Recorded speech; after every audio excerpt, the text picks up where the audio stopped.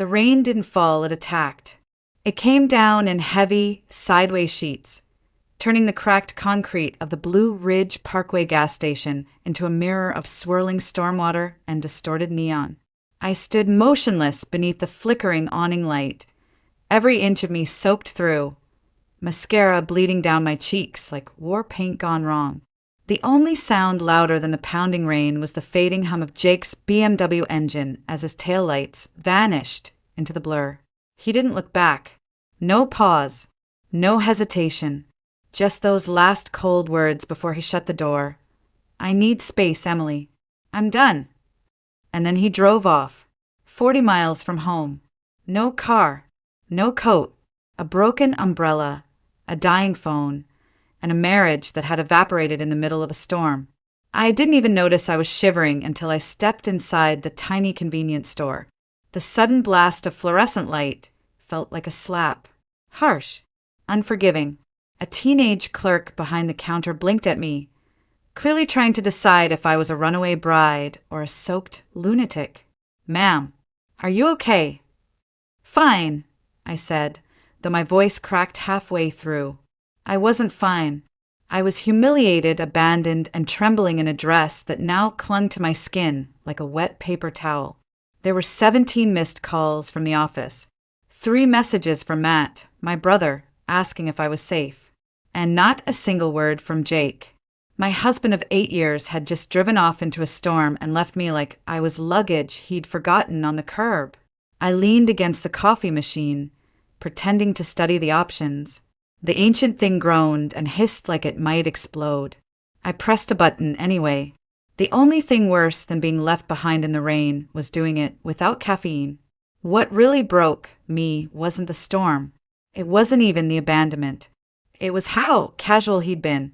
Jake had finished his meal at that overpriced steakhouse, paid the bill, wiped his mouth with the linen napkin, and said it like he was canceling a gym membership. "This isn't working anymore. You'll figure your way home." I had laughed. Actually laughed. I thought he was joking, being dramatic. But when I followed him out of the restaurant, trying to keep up in heels, he just pointed across the street. "There's a gas station. You've got your phone." As if a phone would fix everything. As if I had anyone left to call. The truth was, I'd let him cut me off from everyone over the years. At first, it was subtle. He didn't forbid me from seeing my friends. He just always had something come up. A client dinner. A work emergency. He'd say things like, "You've been so tired lately, babe. Why don't we stay in instead?" And I always agreed, because I believed in us, until slowly my world shrank to just him, his friends, his family, his needs. And now, standing in a gas station at 9:42 p.m. in the middle of nowhere, I realized I had no one to call who could get to me in time. Matt lived 3 hours away. My parents were on a cruise in the Baltic Sea. My best friend from college had moved to Oregon. I was alone. I opened my banking app, thinking maybe I could call a rideshare, at least get back to Asheville, figure things out in the morning. But the number on the screen made my breath catch. $47.32. This morning, our joint account had over $3,000. Now it was nearly empty. I scrolled. A withdrawal for $2,000 at an ATM downtown, time-stamped at 4:47 p.m., right when Jake had stepped out for a quick call, while I was getting my nails done for our weekend romantic reset. He hadn't just left me. He'd cleaned me out. The rain was still coming down hard when the doorbell above the convenience store chimed again. I barely glanced up, just another traveler passing through. But then something in the air changed. The silence shifted. The teenage clerk stopped chewing his gum. And when I finally turned, I saw a man standing near the door, water dripping from the edges of his black windbreaker, eyes scanning the store with quiet calculation. Not panicked, not annoyed, just alert, like he was trained to spot things before they went wrong. It took me a second to recognize him. David Grant. I'd seen him once or twice at Jake's company holiday parties, always standing off to the side, not drinking, not talking much, just watching. Jake had introduced him once as a security guy we use for high-end jobs. David's eyes landed on me, and something in his expression shifted from polite detachment to immediate concern. He crossed the room in 3 slow, steady steps, careful not to startle me. "Mrs. Carter?" His voice was deep but calm. "Are you all right?" For a moment, I didn't know how to answer. The question was so simple, but no one else had bothered to ask it. Not Jake, not the waiter at dinner, not even myself. I tried to smile. Failed. My husband and I had a disagreement. David looked at me like I'd said I'd just walked away from a plane crash. His gaze swept over me. Soaked hair plastered to my neck, makeup smudged, hands trembling slightly around a cup of ancient coffee. "He left you here?" I nodded, my lips too stiff to speak. "In this storm?" Another nod. I hated how small I felt in that moment, how much effort it took just to stay upright. David's face tightened, but he said nothing. No gasps, no judgment, just silence. Heavy, protective. "Where do you need to go?" he asked finally. "Briarwood Hills," I whispered. "But I can't. My account's empty. I don't have a ride." "And Jake," my voice cracked. I stopped. David took a slow breath, as if weighing options in his head. Then he spoke evenly. "Emily, I'm going to ask you a direct question, and I want you to know the answer stays between us. Are you in any danger?" That stopped me cold. I looked at him, really looked at him. There was no pity in his eyes, just awareness, readiness, like he was already planning next steps in his head depending on what I said. "No," I said too fast. Then again, slower. "No, Jake's not violent, just cruel." David nodded once, like that confirmed what he already suspected. Then he surprised me. "I can give you a ride home. No strings, no expectations. You're alone right now. You shouldn't be." Something in my chest cracked open, not because of what he said, but because of how he said it. No insistence, no savior complex, just calm, competent concern. I hesitated. My entire marriage had trained me not to accept help without asking Jake first. But Jake wasn't here. Jake had driven away and left me in the storm like trash on the sidewalk. "Thank you," I said quietly. "Yes, I'd appreciate that." David nodded again. "I'll grab some coffee. Take your time. Meet me outside when you're ready." As he turned, I saw the clerk shoot me a curious glance. I ignored it. Instead, I moved toward the door and caught sight of my reflection in the security mirror above the chips aisle. What I saw wasn't flattering. Wet, disheveled, defeated, but it was honest. This was what being discarded looked like. But also, maybe what being free looked like too. I stepped out into the rain again. This time I wasn't alone. David's truck was parked beneath the single flickering light in the lot, a black Ford F-150 that looked like it belonged to someone who expected bad things to happen and planned accordingly. The interior smelled faintly of leather and coffee, and it was immaculately clean. No clutter, no trash, not even a fingerprint on the dashboard. He reached over to open the passenger door for me without a word, then waited until I was settled and buckled in before starting the engine. Not once did he ask questions he didn't need to.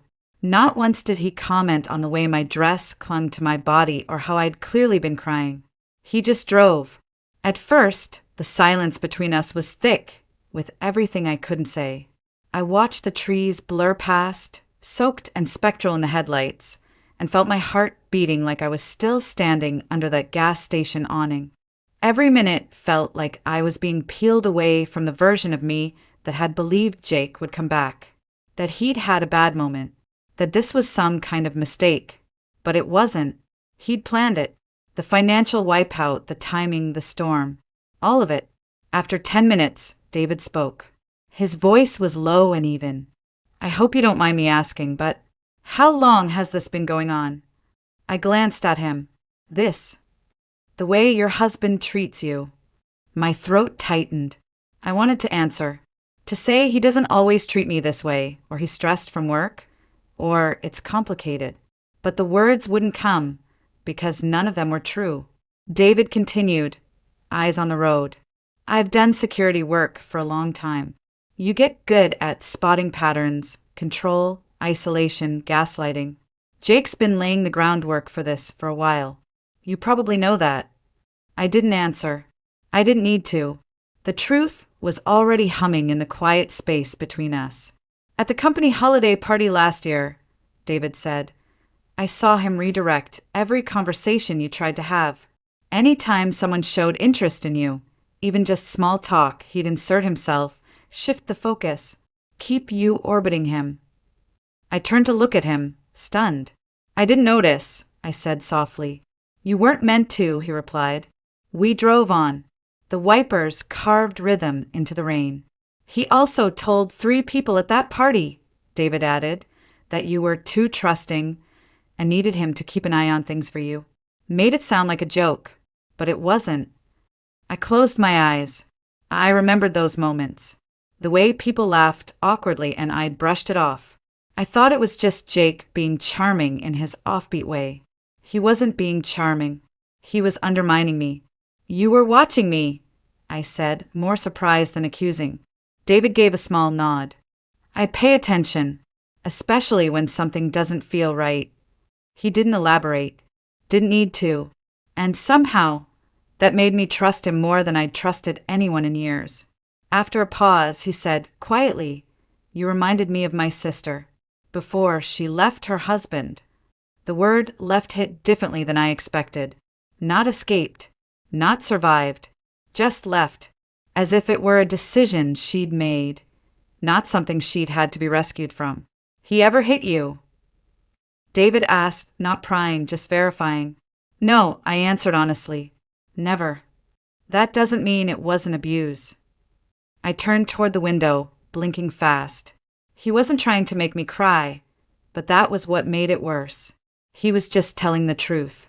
And I wasn't used to the truth feeling like a kindness. Emily, he said finally, whatever happens next, you need to think about protecting yourself. Financially, legally, because men who abandon their wives in storms usually have a lot more plan than just walking away. That last line echoed in my chest long after he said it. Because he was right. Jake hadn't just left me. He was erasing me. But I wasn't going to let him. Saturday morning arrived with the kind of clarity that only follows a storm. The sunlight filtered through the blinds in stripes, casting golden bars across the hardwood floors. It should have been a peaceful scene, but my mind was already racing the moment I opened my eyes. I was still in the guest bedroom. I hadn't gone near the master suite. Couldn't stand the thought of sleeping in the same sheets Jake had abandoned me from. The clothes I wore were borrowed from the back of my closet, old college sweatpants, and a faded hoodie that still smelled like fabric softener and another life. But I wasn't the same person who stood in that gas station the night before. Something had shifted. Something sharp and cold and clean had sliced through the fog I'd lived in for years. And I knew exactly who I needed to call. Rachel Evans picked up on the second ring. Emily? Wow, it's been forever. I didn't waste time. Rachel, I need a lawyer. And I need one fast. There was a pause. Then her tone changed instantly. Cool, focused, razor sharp. Are you in danger? No, but my husband left me 40 miles from home in the middle of a storm. He drained our accounts. I found evidence that he's been planning this for months. And I have no idea what else he's taken. Another pause. Then, don't leave your house. I'm coming to you. She arrived an hour later, still in yoga pants and a zip-up hoodie, hair in a messy bun, but with the expression of someone who'd taken down bigger men than Jake Carter before breakfast. She brought a leather portfolio, a tablet, and an energy that made me feel like, for the first time in this nightmare, someone was truly on my side. Show me everything, she said without preamble. I walked her through it all. The empty closet where Jake's suits had once been. The missing duffel bag. The jewelry box with my grandmother's ring gone. The email draft I found in the trash folder on his computer, clinical, and cold, outlining how the separation would be mutually beneficial for personal growth. And most importantly, the bank transactions.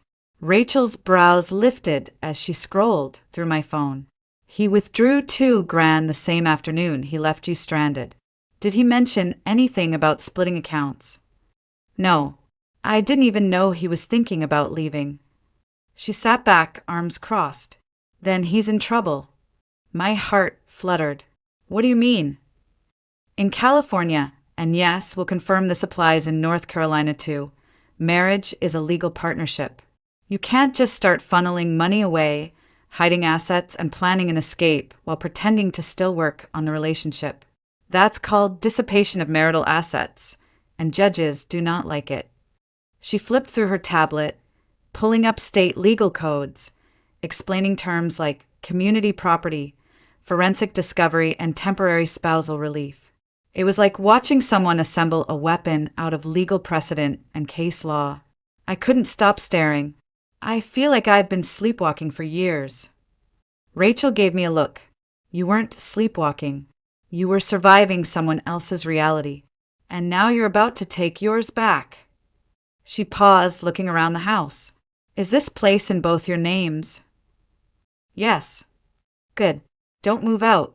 If he tries to return, we'll file for exclusive use. But you stay. This is leverage. We freeze the assets. We secure everything you can. You make copies of every document in this house, and I'll start building a timeline. I nodded slowly. He told me last week that this trip was to fix things.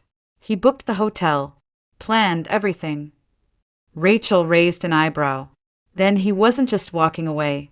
He lured you out of town so he could finish setting the trap. That truth landed like a punch. He hadn't just ended a marriage. He'd orchestrated a disappearance, mine. But I wasn't gone yet. And now I had someone who knew how to fight. Monday morning arrived like a spotlight, harsh, exposing, and impossible to ignore. I stood outside the Buncombe County Courthouse, spine straight, heels planted, flanked by Rachel on one side and Matt on the other. My brother wore a black jacket and a jaw locked so tight it looked like stone.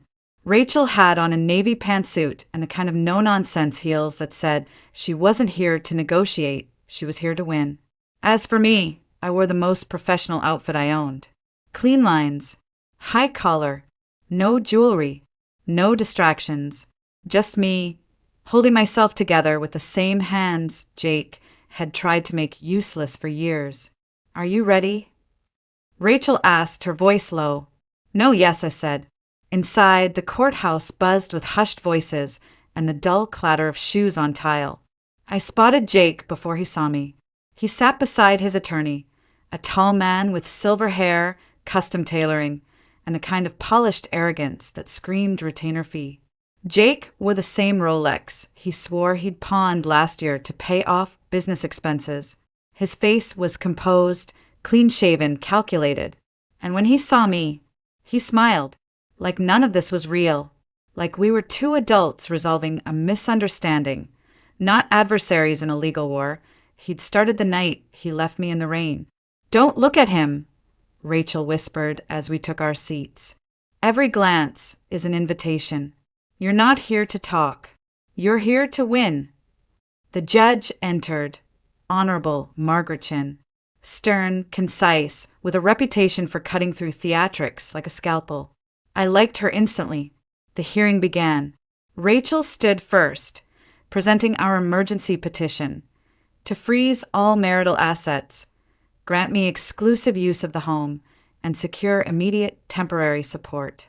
She walked the court through the timeline, Jake booking the reconciliation trip, Jake draining $2,000 from the joint account hours before dinner, Jake abandoning me 40 miles from home with no transportation, no cash, and no notice. Then she submitted the email draft. Even Jake's lawyer shifted in his seat.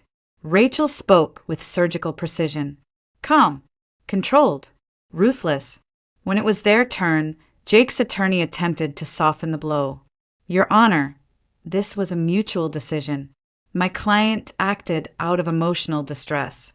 There was no financial intent to defraud, merely poor timing. The withdrawal was standard business usage, and the departure was a result of a reconcilable marital strain. Judge Chin didn't blink, and yet he left her without funds, without warning, and without means of transportation in inclement weather. "Do I have that right, counselor?" Jake's lawyer tried to redirect. Judge Chin shut it down. "Answer the question." There was a beat of silence. Then Jake stood up.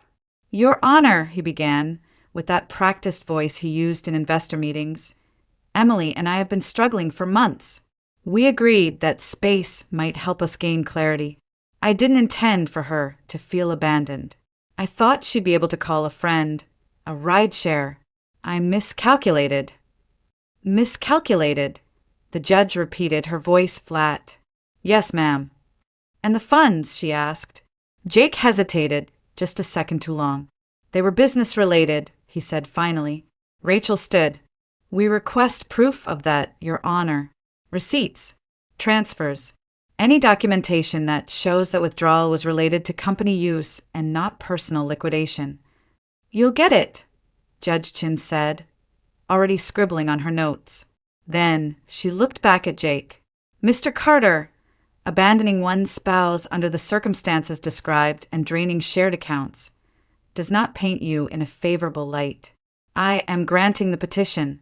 All joint assets are frozen pending forensic review. Mrs. Carter will retain use of the marital residence and receive temporary spousal support in the amount of $4,000 per month until we determine the full financial picture." Jake's composure cracked for a brief second, just enough for me to see the flicker of rage behind his eyes. Good. He thought he was going to walk away with everything. The money, the house, the version of the story he'd been telling everyone. But today, for the first time, he was being held accountable. And I wasn't the woman who used to make excuses for him anymore. Jake called that same night. I let it ring 4 times before answering on speaker, with Matt seated across the room, arms folded, watching like a hawk. "Emily," Jake's voice came through the phone, tight and rehearsed. "What the hell do you think you're doing?" "No hello. No pretense. I'm exercising my rights," I said calmly. He exhaled sharply. "You had to humiliate me? In court? In front of my attorney, my investors? Do you even realize the damage you've done?" "You mean the damage you did?" I replied, "By abandoning your wife in a rainstorm with no money and lying about her finances for years." There was a pause, then his voice softened, shifted, like it always did when he needed to pull me back in. "Look, we both made mistakes. I'll admit I didn't handle things well. But dragging this through court isn't going to help either of us. You're angry, I get that. Let's meet somewhere. Talk things through like adults. Leave the lawyers out of it." Matt made a slicing motion across his throat. "Don't. Answer." "That. I didn't.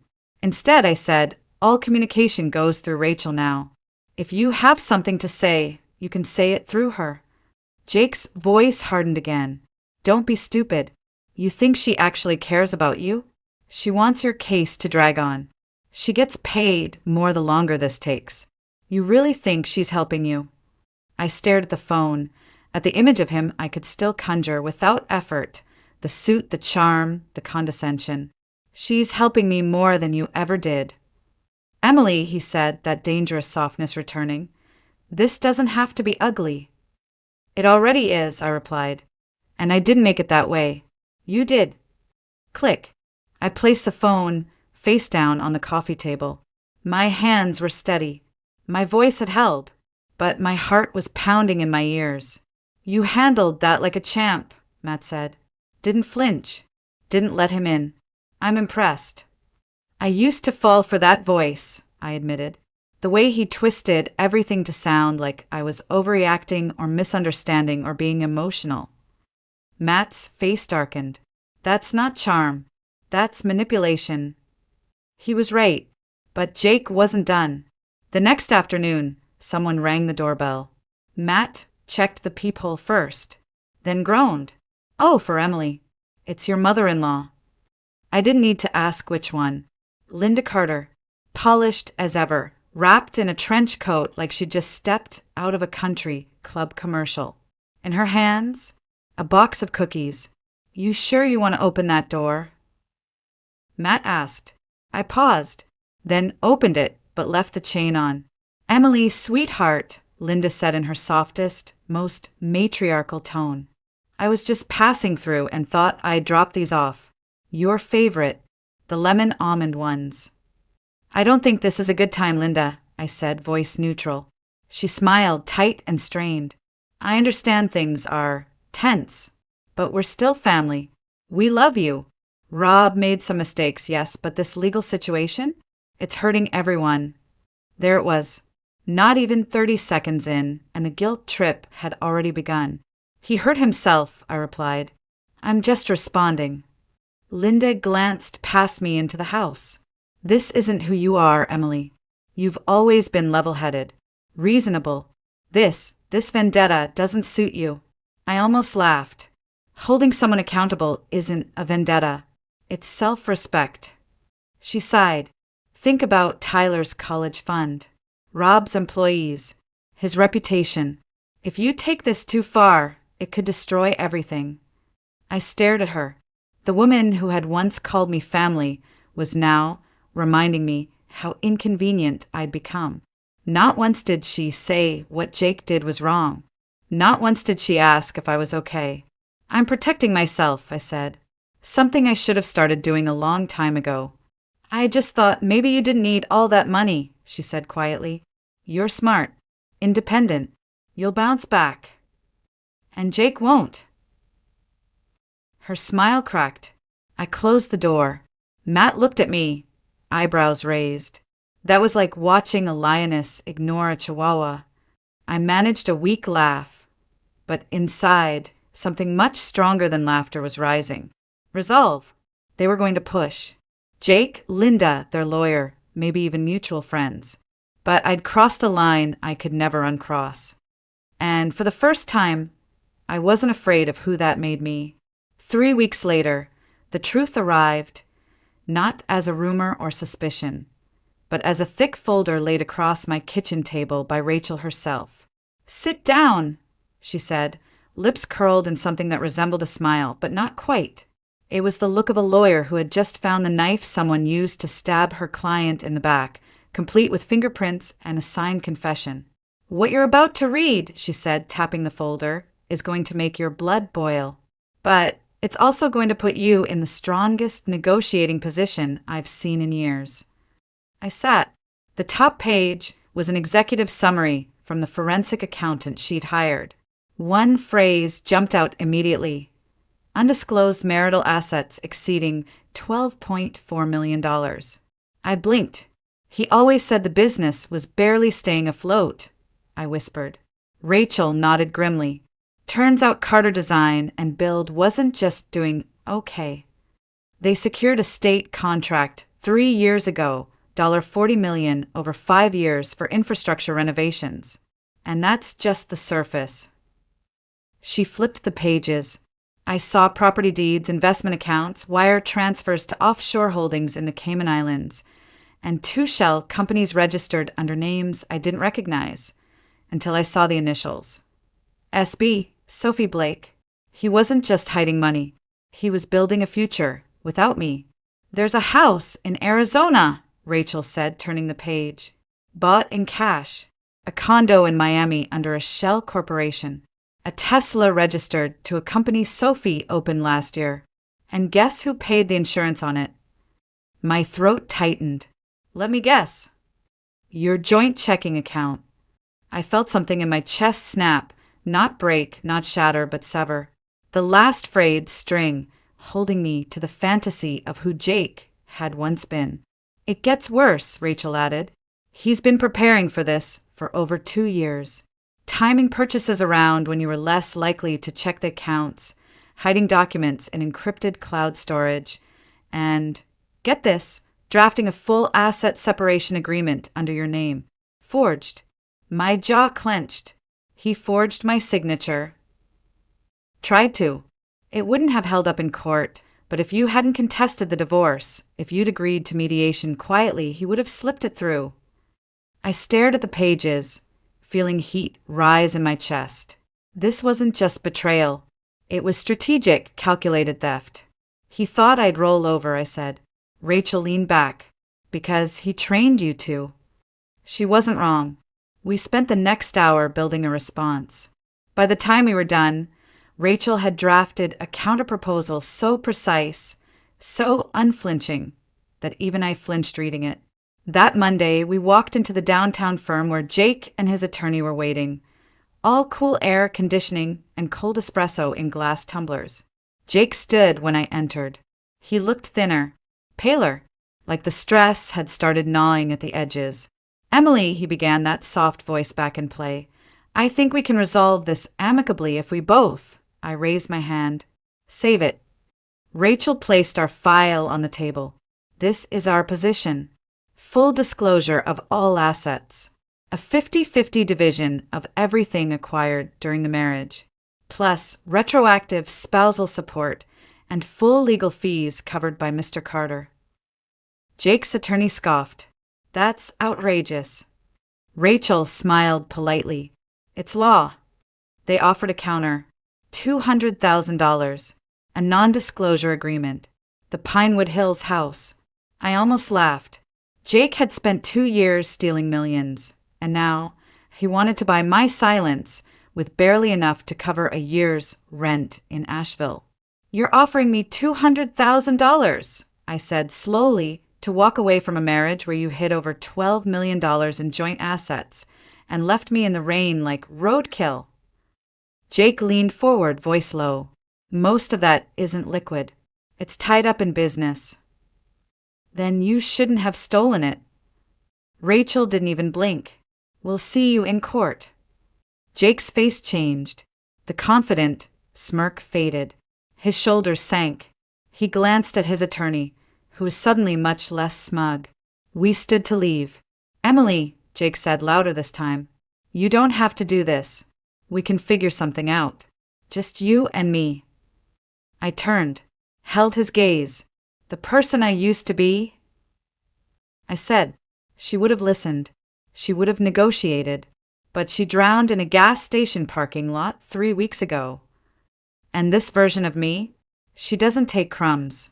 The final hearing was brief, clinical, and brutal. Judge Chin read the ruling with the precision of a surgeon. Jake Carter was found guilty of concealing marital assets, forging financial documents, and attempting to defraud his spouse. The court awarded me 60% of all declared and discovered assets, full ownership of the marital residence, and an additional $500,000 in punitive damages. Jake didn't say a word. He sat with his lawyer, face pale, hands clasped tightly in his lap. When the judge declared the ruling final and binding, he didn't even flinch, just stared straight ahead like if he didn't move, maybe none of it would be real. But it was. And it was over. Rachel and I walked out of that courthouse into bright spring sunlight. The world hadn't changed, but I had. 3 weeks later, the checks cleared. The house was mine officially. His name stripped from the deed. The mortgage paid off by court order. The title transferred into mine, and mine alone. The first thing I did, repainted the front door. Forest green. The color of peace. The color of new beginnings. Then I called Matt. I want to talk about the nonprofit, I said. He laughed. I was wondering when you'd bring that up again. We sat on my back porch for hours that night, brainstorming. Not revenge, not bitterness, just a mission. To create a fund for women leaving controlling or financially abusive relationships. A way out, legal help, housing, a voice. We called it Project Rainlight, because that's when I was reborn, in the rain, left behind, alone, and then picked up, not just by a bodyguard, but by the version of myself I didn't even know was waiting. David, my former bodyguard, now friend, joined as head of security and logistics. Rachel offered free legal consultation for first-time clients. Matt set up the tech infrastructure. We launched quietly but confidently. No headlines, no big PR push, just story after story of women escaping, surviving, reclaiming. One afternoon, a letter arrived. No return address. Inside was a photo. Jake, looking haggard, standing outside a rental property in Scottsdale. Scribbled across the back were 6 words. You were never supposed to win. I almost threw it away, but instead, I slipped it into the file marked legal closed. Because he was the storm, but I'd learned how to dance in it. 6 months later, Project Rainlight received its first state grant. We expanded into 3 counties, hired for more attorneys, and opened our first transitional housing unit. On the wall inside that small white building is a frame, my original court order. Not to brag, not to gloat, but to remind every woman who walks through that door, you don't need to be fearless, you just need to be done.